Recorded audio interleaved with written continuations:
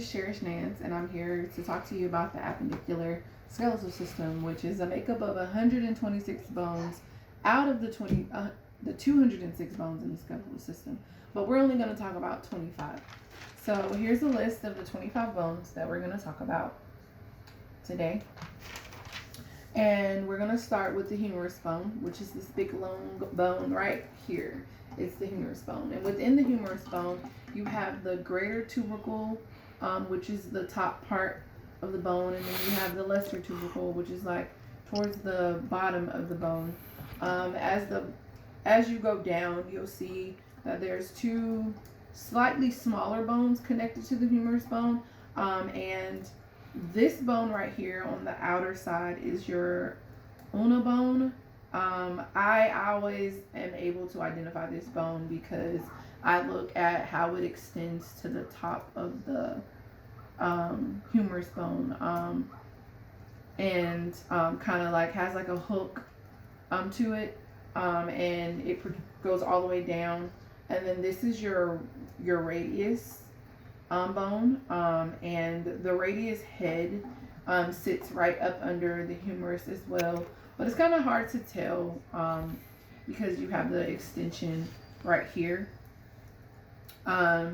And you go down into the radius, you have your styloid process of the radius, which is this pointy end of the radius bone. Then you have your hand, which is made of your carpals. Within the carpals are smaller bones, the metacarpals, and then the phalanges are the part that make up the hand. And the pelvic grid, which are these two bones here, it makes up your whole entire pelvic portion of your skeletal system. The top part on both sides is your iliac crest. The middle is your ilium, and then you go down into your pubis bone, and then it extends into your ischemic bone, which make up the pubis and the ischemic bone make up this circular portion that you can see that my hand is going through, and that's called your octobor foramen.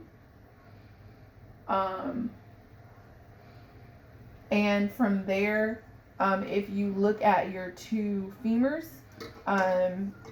there is a hole here, and in the middle of that hole is your antebellum, and then you go down into your femur, and you have your greater tenactor and your lesser tenactor of your femur bone, and that goes all the way down, and it meets your patella, which is your kneecap, and it connects the kneecap and the fibula and the tibia bone.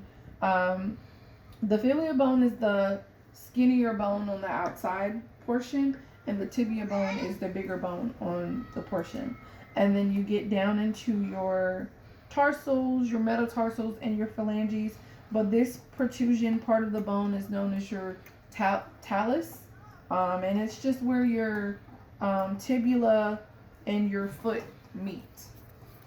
And I think that's all for the appendicular skeletal system.